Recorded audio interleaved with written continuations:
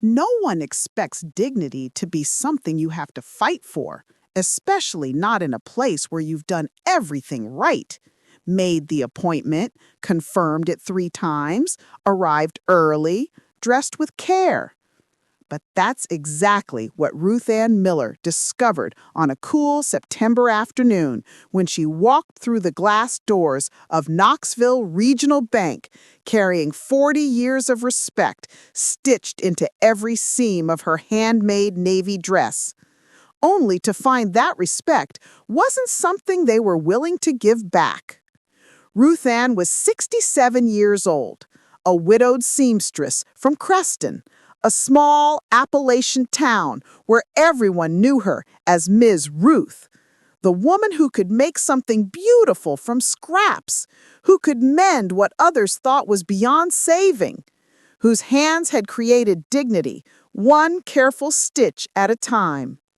She wasn't used to asking for help, but she had a dream that was bigger than herself, a vision of a sewing studio where single mothers could learn to support their families, where teenagers could discover that their hands could build a future, where the dying art of making something that lasts could be passed to a new generation. She carried a worn leather sewing kit bag that day, the same one she'd used for decades, filled with sketches and fabric swatches and letters from people whose lives she'd touched. She wore pearl earrings her husband Thomas had given her on their 20th anniversary, now 27 years ago, and she'd pressed her dress with extra care that morning, wanting to look worthy of the chance she was asking for. She arrived at 1:45 p.m. for her 2 o'clock appointment, her heart full of hope and her hands folded in patient determination, ready to present her case for why a small-town seamstress deserved a shot at making her dream real. But the moment she stepped into that gleaming marble lobby, something shifted in the air. A subtle dismissal, a judgment made in the space of a glance, the kind of invisible barrier that tells you that you don't belong, that your presence is an inconvenience, that whatever you have to offer isn't worth their time. Chapter 1. The Appointment That Never Comes. I smoothed down the skirt of my navy dress one more time before I walked through those heavy glass doors. I'd made this dress myself 3 years ago.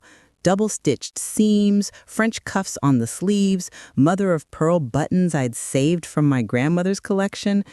Every thread told a story of care, the kind of care I'd put into 40 years of sewing for folks in my little mountain town. The bank lobby in Knoxville was nothing like the quiet Main Street back home in Creston. Everything here gleamed, polished marble floors that clicked under my sensible shoes, chrome fixtures that caught the afternoon light, leather chairs arranged in perfect rows like pews in a church. But colder, much colder. I held my worn leather sewing kit bag a little tighter against my side.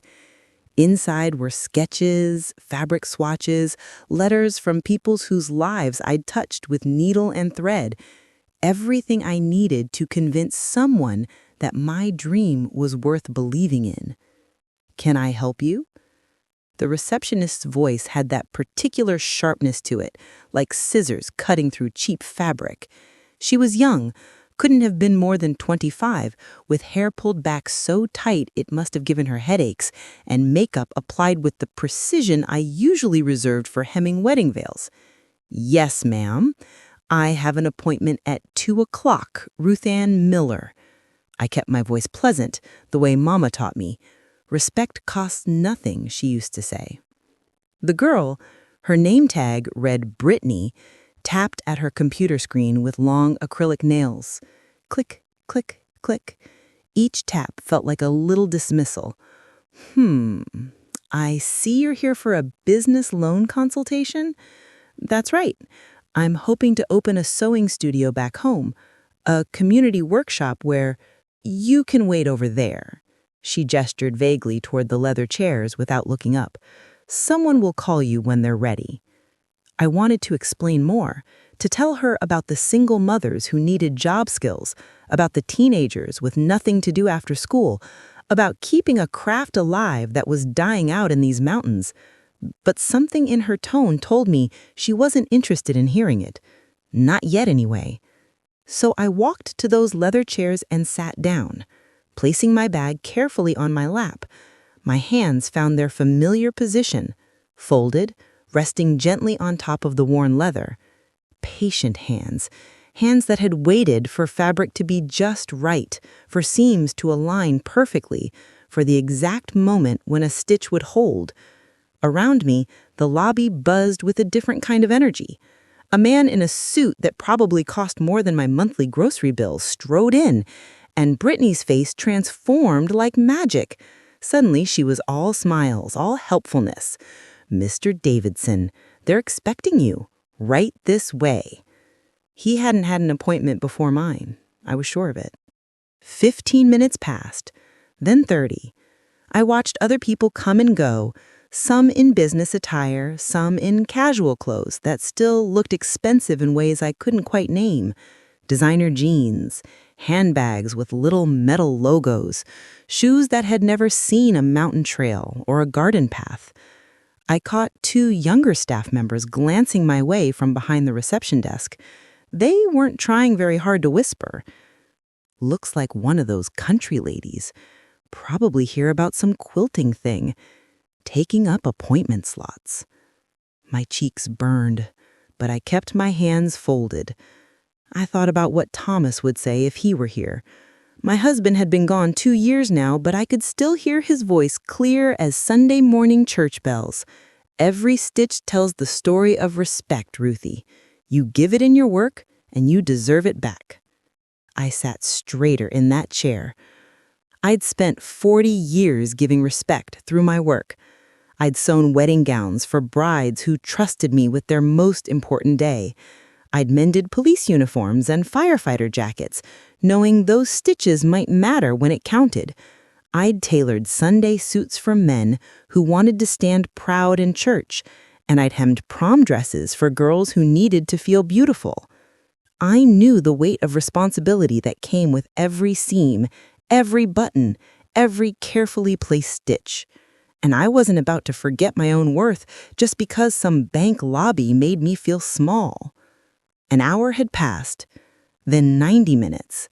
My appointment time had come and gone like wind through pine trees, but I stayed in that chair, hands folded on my bag, dignity stitched into every fiber of who I was, because Miss Ruth from Creston didn't give up easily. And this was just the beginning. Chapter 2. Whispers in the Lobby. The clock on the wall ticked past 3:30. I'd been sitting in this cold marble lobby for an hour and a half, watching the afternoon light shift across the polished floors. My back was starting to ache, the same spot that always bothered me after long days at my sewing machine, but I refused to slouch. "Posture matters," Mama used to say. "It's the frame that holds up the whole garment." I reached into my bag and pulled out a small square of fabric I'd been carrying, cornflower blue cotton, soft as a whisper. I'd cut it from the remnants of a dress I'd made for Sarah Jane Cooper's granddaughter last spring. The child had twirled in that dress like she was dancing on clouds. Her grandmother cried when she saw it. "You've given her something she'll remember forever, Miss Ruth," she'd said. I ran my fingers over the fabric now, finding comfort in its familiar texture. Each thread was a memory, a connection to someone I'd served with my craft. This wasn't just cloth. It was dignity, woven together. "Did you see her bag?" The voice drifted over from the reception desk. Brittany was talking to another young woman, this one with streaked blonde hair and a blazer that probably came from one of those department stores at the mall. "It's like something from a thrift store." "I know, right?" Blonde-haired giggled. "And that dress, is that homemade?" My fingers tightened on the blue fabric, but I kept my eyes down. Let them talk. Words were just air unless you gave them power. "She's been sitting there forever," Brittany continued, not even bothering to lower her voice anymore. One of those country seamstress ladies thinking she's going to get a business loan, as if. The blonde one snorted. What's she going to do? Open a quilting bee? They laughed together, that particular kind of laughter that's designed to cut. I'd heard it before, years ago, when I was younger and some of the town girls made fun of my hand-me-down dresses. Before they realized I could make something beautiful from nothing. Before they came to me begging for alterations on their store-bought clothes that never fit quite right. I folded the blue fabric carefully and tucked it back into my bag. My hands were shaking slightly, not from fear, but from something else. Disappointment, maybe. Or sadness that these young women had learned to measure worth by price tags and brand names instead of skill and character. Thomas's voice came back to me, strong and steady in my memory. We'd been sitting on the porch swing just a month before the cancer took him. He'd watched me mend a tear in his favorite flannel shirt, the green one he'd worn for 20 years, and said, "Every stitch tells the story of respect, Ruthie. The respect you give your work and the respect you deserve back. Don't you ever let anyone make you feel small for doing honest work with your hands." I lifted my chin and looked directly at the two women at the desk. They noticed. Brittany's smile faltered for just a second before she turned back to her computer screen. The blonde one suddenly found something fascinating in a stack of brochures. I didn't say a word, didn't need to. Sometimes silence holds more power than a sermon. A well-dressed couple walked in, the woman dripping in jewelry, the man checking his expensive watch. Brittany transformed again, all professional courtesy and eager assistance. "Welcome to Knoxville Regional Bank. Do you have an appointment?" "We're here to see someone about investment opportunities," the man said, his voice carrying that easy confidence that comes from never being dismissed. "Of course! Let me check you in right away." They hadn't had an appointment. I was certain now. This was the fourth time I'd watched someone walk in after me and get called back before me. My 2 o'clock appointment, the one I'd confirmed 3 times, the one I'd driven an hour and 15 minutes for, navigating mountain roads in my old pickup truck. The one I'd dressed carefully for, choosing my finest handmade dress and the pearl earrings Thomas gave me on our 20th anniversary. That appointment was being given away to anyone who looked like they belonged in this gleaming lobby. I thought about leaving, getting up, walking out those heavy glass doors, driving back up the mountain to Creston, where people knew my name and my worth, where I was Miss Ruth, who could fix anything, make anything, create beauty from scraps. But then I thought about the young girls in town who needed skills, about Martha Henderson, widowed at 32 with 3 children, who'd asked me just last week if she could teach her to sew so she could make money from home. About the teenagers with nothing to do after school but get into trouble, when they could be learning a trade that would serve them for life. I thought about my dream of a sewing studio with big windows letting in mountain light, tables surrounded by people learning that their hands could create something meaningful. No, I wasn't leaving. I settled deeper into that leather chair, folded my hands back on my bag, and waited. Because some things are worth fighting for, even when the fight looks like quiet, dignified patience. Chapter 3. The Breaking Point. 4 o'clock came and went. The afternoon sun slanted through the tall windows, casting long shadows across the marble floor. I'd been sitting in this chair for 2 full hours now, and my patience, usually as strong as a reinforced seam, was beginning to fray at the edges. I watched Brittany answer phone calls with that practiced cheerfulness that never quite reached her eyes.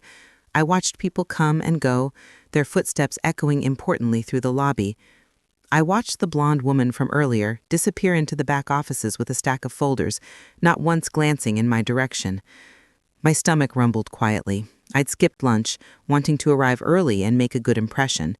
There was a granola bar somewhere in my bag, tucked next to the sketches and fabric samples, but I didn't want to pull it out, didn't want to give them another reason to see me as the country woman who didn't belong in their sophisticated world. The glass doors swung open again, and a young woman rushed in. She couldn't have been more than 30, wearing yoga pants and an expensive-looking jacket, hair pulled up in a messy bun. She had that frazzled look of someone running late, juggling a designer purse and a coffee cup. "I'm so sorry," she breathed at the reception desk. "I know I'm late. I had a crisis with my daughter's preschool pickup." "Oh, don't worry about it at all, Mrs. Chen."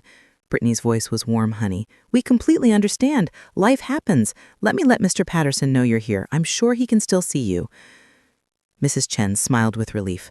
"Thank you so much. I was worried I'd have to reschedule." "Not at all. Just give me one moment." Something inside me pulled tight, like a thread drawn too hard. I watched Brittany answer phone calls with that practiced cheerfulness that never quite reached her eyes. I watched her speak quietly into it, watched her nod and smile. "He'll be right with you, Mrs. Chen. You can go ahead to conference room B." "You're a savior." Mrs. Chen hurried toward the hallway, coffee cup still in hand. I stood up. My legs were stiff from sitting so long, and my worn leather bag felt heavier than it had when I'd arrived. But I walked to that reception desk with the same steady purpose I brought to every difficult stitch, the kind where the fabric is stubborn and the needle needs a firm, sure hand. "Excuse me." My voice came out calmer than I felt. "I've been waiting since before 2 o'clock. That young woman just arrived, and she's going back ahead of me." Brittany looked up with barely concealed irritation. "Mrs. Chen had an appointment." "So did I, at 2 o'clock. It's now past 4. "Well, sometimes there are delays. Banking is complicated.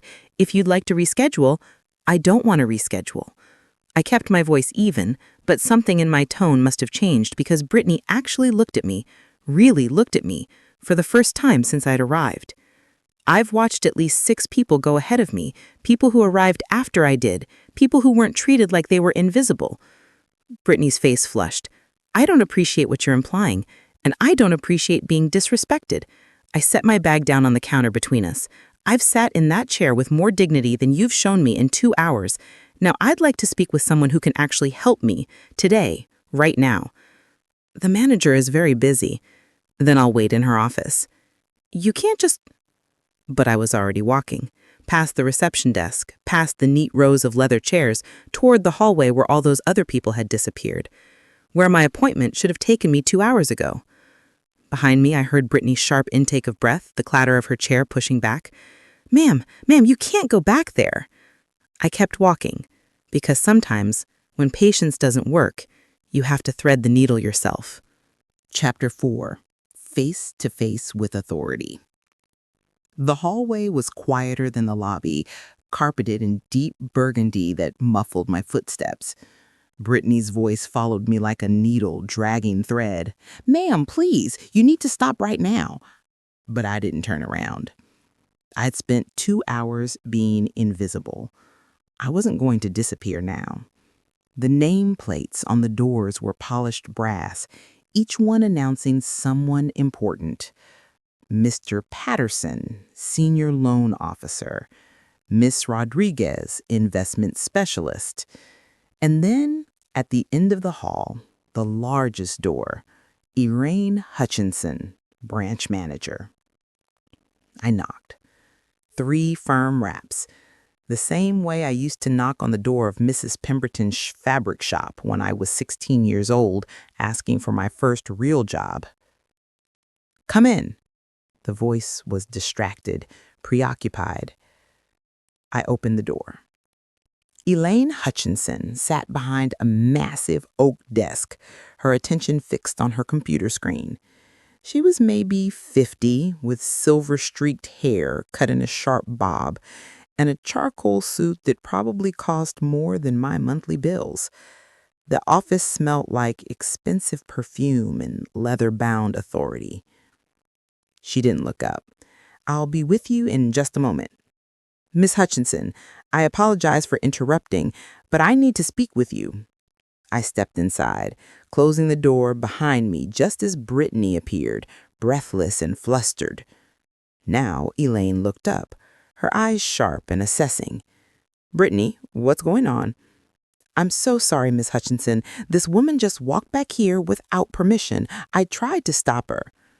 "My name is Ruth Ann Miller," I said, meeting Elaine's gaze directly. "I had an appointment at 2 o'clock.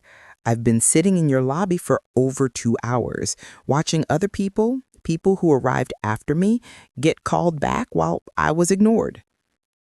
Elaine's expression hardened into something professional and distant. "Miss Miller, I understand you're upset, but barging into my office is not the appropriate way to. What is the appropriate way?" The question came out softer than I expected, but no less firm. "I made an appointment. I confirmed it 3 times. I dressed respectfully. I arrived early. I waited patiently, and I was treated like I didn't exist. We have many clients, and sometimes there are unavoidable delays. Mrs. Chen arrived at 4 o'clock, apologizing for being late, and she was taken back immediately. That wasn't a delay. That was a choice." Elaine's jaw tightened. She glanced at Brittany, who suddenly found the carpet fascinating. "I'm sure there was a reasonable explanation. The reasonable explanation is that I don't look like your typical client. I'm wearing a dress I made myself instead of something from a department store. I'm carrying an old leather bag instead of designer purse. And I'm a 67-year-old seamstress from a mountain town instead of someone who fits your idea of a successful business person." The office went very quiet. Outside, I could hear the muffled sounds of the bank, phones ringing, voices murmuring, the hum of commerce carrying on without us. Elaine folded her hands on her desk.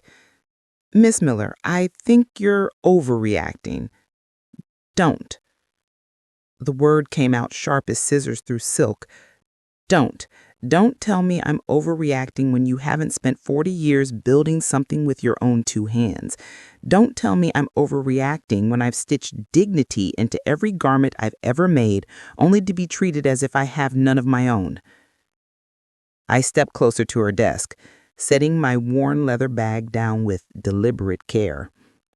I've made wedding gowns for brides who trusted me with the most important day of their lives. I've mended uniforms for first responders whose safety depended on my stitches holding strong. I've taught young people that their hands can create something meaningful, something that lasts. My voice dropped lower, but gained strength. For 40 years, I've given respect through my work. Every single stitch has been a promise kept, a standard maintained, a person honored. And today, I walked into your bank asking for the chance to teach that same respect to a new generation, to give single mothers a way to earn income, to give teenagers a skill they can build a life on. I met Elaine's eyes without flinching. "Don't mistake plain fabric for weakness, Miss Hutchinson. The strongest seams are often the ones you can't see." Chapter 5. An Unexpected Witness. The silence that followed my words felt heavy, like wool fabric on a humid summer day. Elaine's face had gone pale, then flushed, a combination of anger and something else I couldn't quite name. Embarrassment, maybe, or recognition of a truth she didn't want to acknowledge. "Miss Miller," she began, her voice tight and controlled, "I think it would be best if you—" The door opened behind me. "Elaine, do you have a moment? I need to discuss the quarterly—" The man's voice cut off abruptly. I turned to see a tall figure in the doorway, silver-haired, maybe 60, wearing a navy suit that spoke of real authority, not just borrowed importance. His eyes moved quickly from Elaine to me to Brittany, who still hovered nervously by the door, taking in the entire scene with the sharp assessment of someone who'd learned to read rooms for a living. "I apologize," he said, but he didn't move to leave. "I didn't realize you were in a meeting." "Mr. Caldwell?" Elaine stood quickly, smoothing her jacket. "This isn't exactly a meeting. There's been a situation." "A situation?" he asked, his gaze settling on me with genuine curiosity, not the dismissive glance I had received all afternoon. "And you are—" "Ruth Ann Miller, sir." I extended my hand without hesitation. Thomas always said a firm handshake told you everything you needed to know about a person's character. He shook my hand, His grip was warm, solid, respectful, and something in his expression shifted. "Robert Caldwell, I'm the regional director." He glanced at Elaine. "Mrs. Miller had a 2 o'clock appointment." "Yes, but there were complications with the schedule, and when she became impatient," Brittany started, but Mr. Caldwell raised his hand gently. "I'd like to hear from Mrs. Miller, if you don't mind." He turned back to me. "What brings you to Knoxville Regional Bank today?" It was such a simple question, asked with such genuine interest, that I felt something loosen in my chest, like when you finally pull free a tangled thread you'd been working at for too long.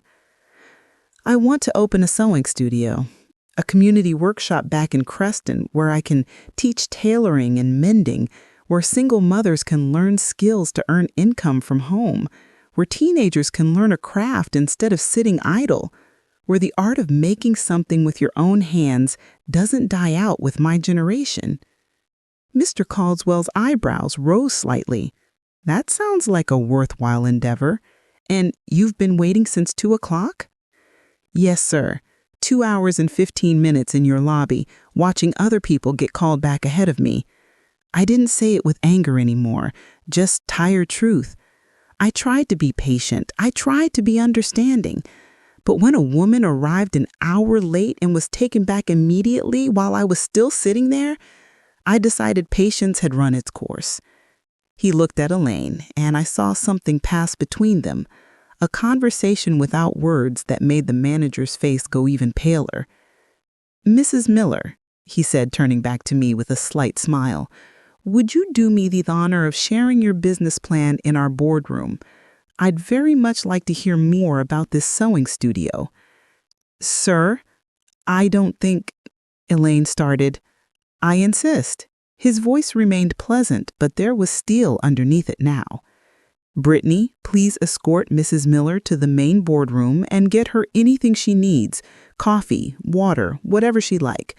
Mrs. Miller, if you'll give me just 5 minutes to have a brief conversation with Miss Hutchinson, I'll join you there personally." He held the door open wider, and I understood what was happening. This wasn't just about my appointment anymore. This was about something bigger, about how people got treated, about whose dreams were considered worthy, about the difference between what a bank claimed to value and what it actually respected. I picked up my worn leather bag and walked toward the door. As I passed Mr. Caldwell, he spoke quietly, just for me to hear. "I apologize for how you've been treated today, Mrs. Miller. That's not who we are, or at least it's not who we should be." I nodded, finding my voice steady again. "Thank you, sir. That means more than you know." Brittany led me down the hallway, her clicking heels suddenly sounding uncertain, and I followed with my head high, no longer invisible, no longer dismissed. Finally seen. Chapter 6. The Sewing Studio Dream. The boardroom was nothing like I'd expected. Floor-to-ceiling windows overlooked downtown Knoxville, the afternoon light pouring in like liquid gold. A long mahogany table dominated the space, surrounded by leather chairs that probably cost more than my entire living room furniture. Everything gleamed with a polish that spoke of importance and power. Brittany gestured awkwardly toward a chair. Can I get you anything? Coffee? Water?" "Water would be lovely, thank you." I said it kindly, because there was no point in holding grudges against someone who'd only been following the unspoken rules she'd been taught. She nodded and disappeared, leaving me alone in that impressive room. I set my bag on the table and took a deep breath, letting the quiet settle around me. Through the windows, I could see the mountains in the distance, my mountains, the ones that cradled Creston like a mother's hands. They looked hazy and blue from here, so different from how they appeared from my front porch, but seeing them steadied me. I unzipped my bag and began pulling out my materials. The sketches came first, pencil drawings I'd made at my kitchen table by lamplight, showing the layout of my dream studio. Large windows for natural light, cutting tables at comfortable heights, shelves for fabric organized by color and texture, a small sitting area where people could wait and chat and feel welcome. Next came the fabric swatches, each one carefully labeled. Cotton for beginners, denim for teaching strength stitches, silk for those ready to attempt something delicate and beautiful. I've collected them over months, choosing each piece with the care I'd give to selecting fabric for a wedding gown. Then the letters. Oh, the letters. I unfolded them carefully, smoothing the creases with fingers that knew how to handle delicate things. The first was from Jenny Morrison, written in careful cursive. Dear Miss Ruth, thank you for teaching me to sew my own dress for the 8th grade dance. My mama cried when she saw it. She said she never thought she'd see me in something so pretty, but you made me feel like I could make beautiful things too. The second was from Marcus Webb, his handwriting blocky and uncertain. Miss Ruth, you probably don't remember me, but you fixed my military uniform before I deployed. Every stitch held. I'm home safe now, and I wanted you to know that. There were more. Thank you notes spanning decades. Testimonials from mothers whose daughters I'd taught. Letters from men whose confidence I'd stitched into their Sunday suits. Words of gratitude from people who'd learned that their hands could create something meaningful. The door opened, and Mr. Caldwell entered, Brittany following with a tray holding water glasses and a coffee carafe. She set it down quickly and left the door, closing it behind her with a soft click. Mrs. Miller.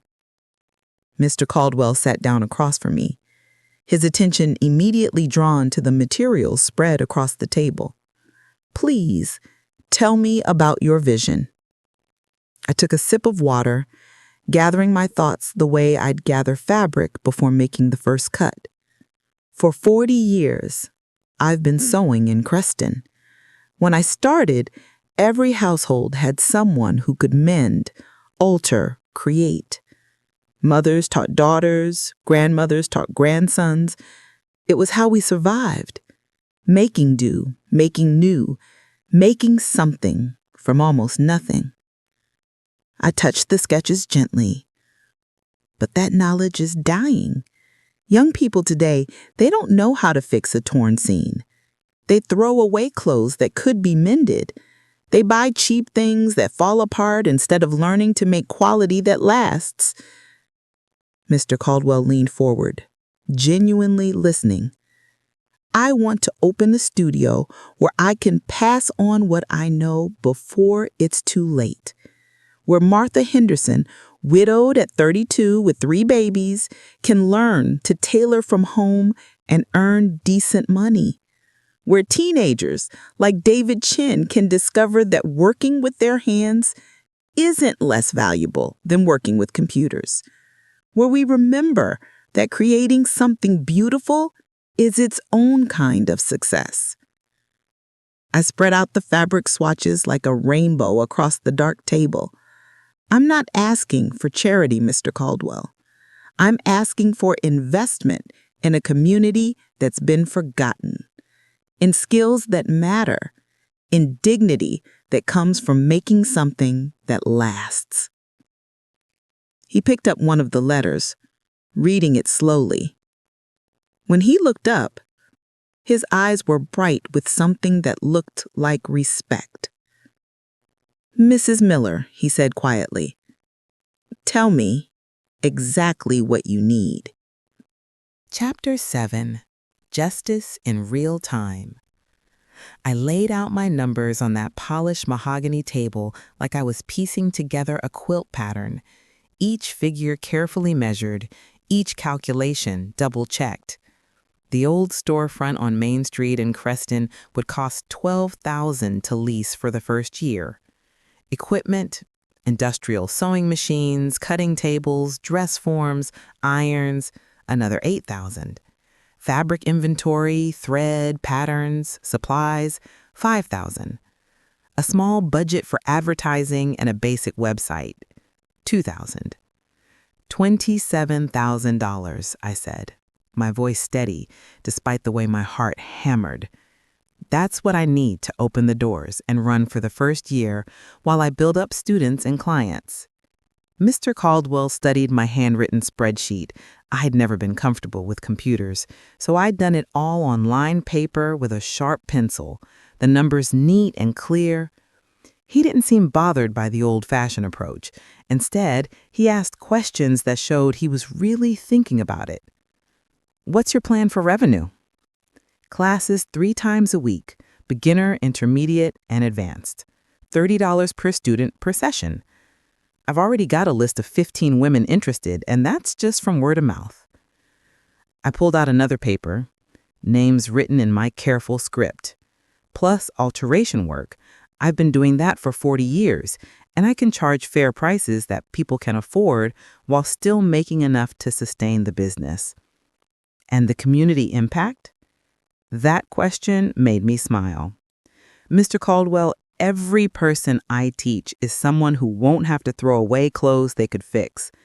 Every single mother who learns to tailor can work from home while raising her children. Every teenager who discovers they're good with their hands has a path that doesn't require a college degree they can't afford. I touched the letters spread before us. That's the impact. Independence, dignity, skills that last. He was quiet for a long moment, reading through my papers, examining the sketches, holding the fabric swatches up to the light. Then he set everything down and looked at me directly. Mrs. Miller, I'm going to approve your loan, the full $27,000, at our lowest small business interest rate. The words hit me like sunshine breaking through storm clouds. I felt my eyes burn with tears I refused to let fall. Thank you, I whispered. Thank you so much. But that's not all. He stood up, walking to the window, looking out at those hazy blue mountains. We have a community development grant program, money specifically designated for projects that serve underserved populations and preserve cultural traditions. I'm going to recommend your studio receive an additional $10,000, no repayment required. I couldn't speak, couldn't breathe for a moment. He turned back to me, his expression serious but warm.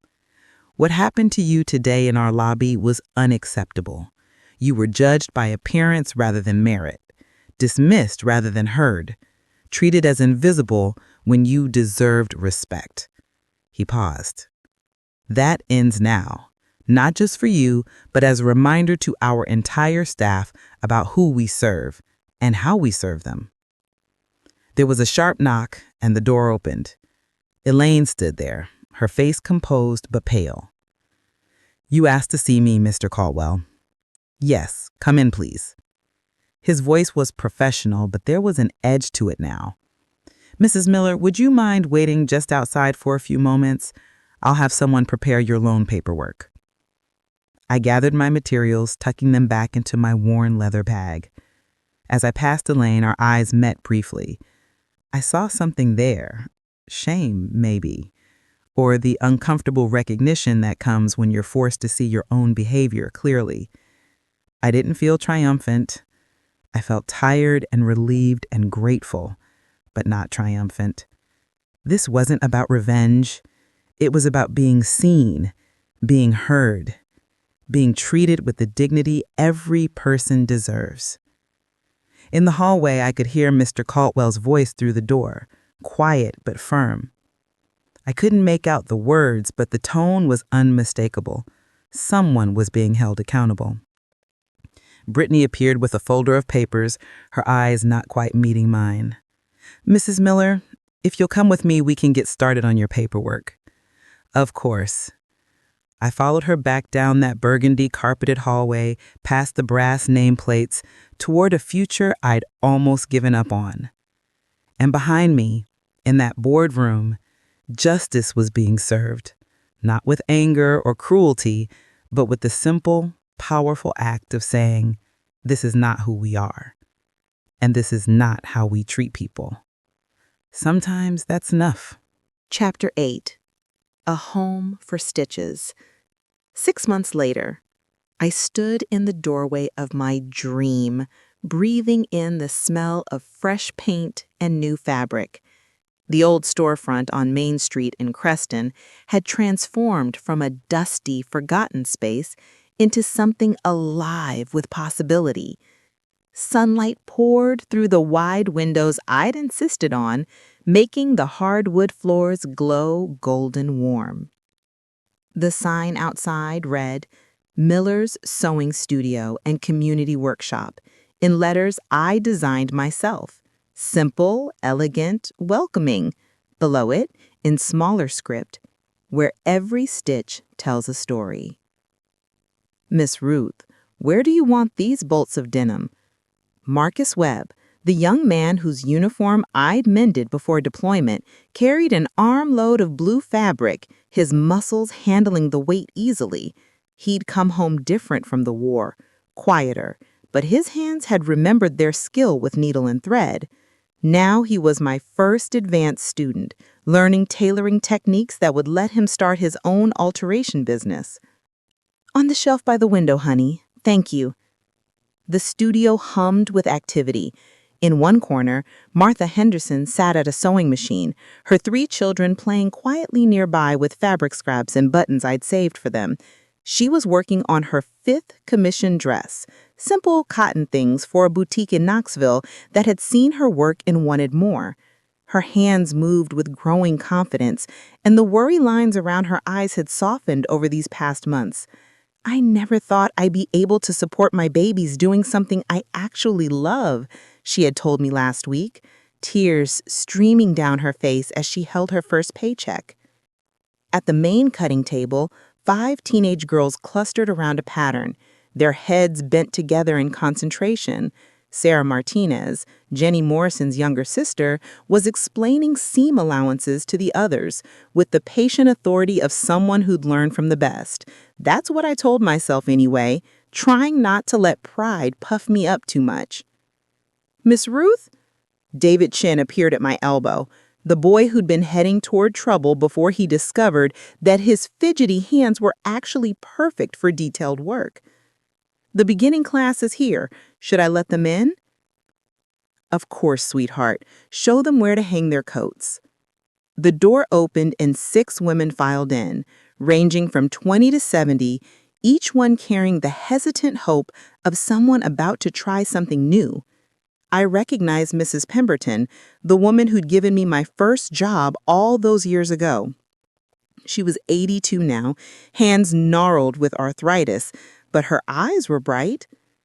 I want to learn properly, she'd said when she signed up. I've been sewing by guess and instinct my whole life. Thought it might be time to do it right. I greeted each student by name, showed them to their stations, introduced them to the machines they'd be using. The studio filled with nervous laughter and questions and the particular energy that comes when people gather to learn something together.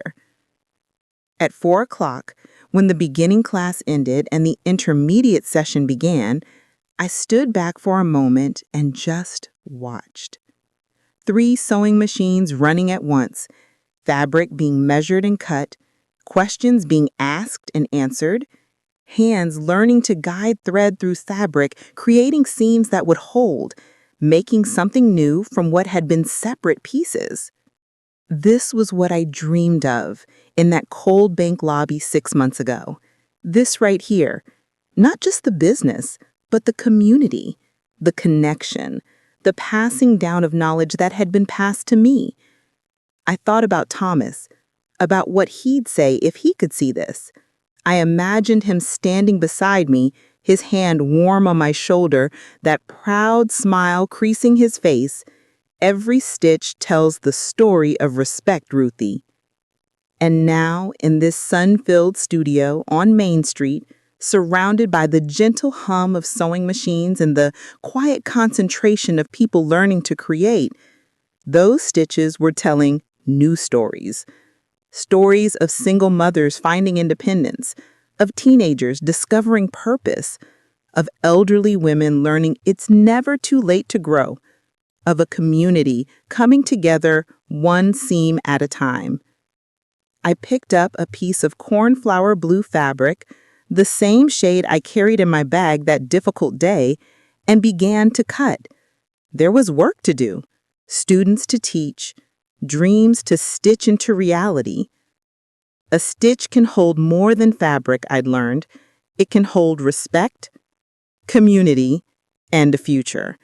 And in Miller's sewing studio, every single stitch mattered. And that's where Ruth Ann's story comes to rest. In a sun-filled studio on Main Street, surrounded by the gentle hum of sewing machines and the quiet determination of people learning that their hands can create something meaningful. From a cold marble lobby where she was made to feel invisible, to a warm community space where every person matters, where every stitch tells a story of respect, dignity, and hope. Ruth Ann's journey reminds us that sometimes the greatest strength isn't in raising your voice, but in refusing to disappear.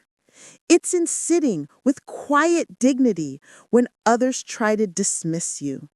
It's in knowing your worth even when the world seems determined to overlook it. And it's in fighting not just for yourself, but for the community you want to serve, the dreams you want to build, and the future you want to create for others. Her story also reminds us that change can happen when the right person is paying attention, when someone in authority chooses to see what others have overlooked, when accountability meets compassion, and when a system that's broken gets the chance to make things right. If this story touched your heart, if Ruth Ann's courage inspired you, if you believe in the power of perseverance and the importance of treating every person with dignity and respect, I'd be so grateful if you take a moment to like this video, subscribe to the channel, and share it with someone who might need to hear it today.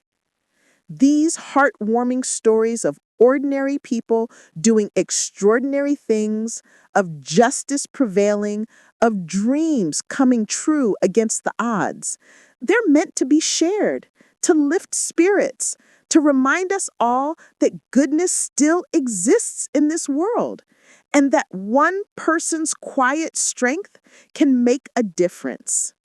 Share this with a friend who needs encouragement, with someone who's fighting for their own dream, or with anyone who simply needs a reminder that respect and dignity are worth standing up for, no matter how long it takes. Thank you for spending this time with Ruth Ann and me today. Until next time, remember, don't mistake plain fabric for weakness. The strongest seams are often the ones you can't see. And the most powerful stories are the ones that warm your heart and remind you what really matters. Take care, and I'll see you in the next story.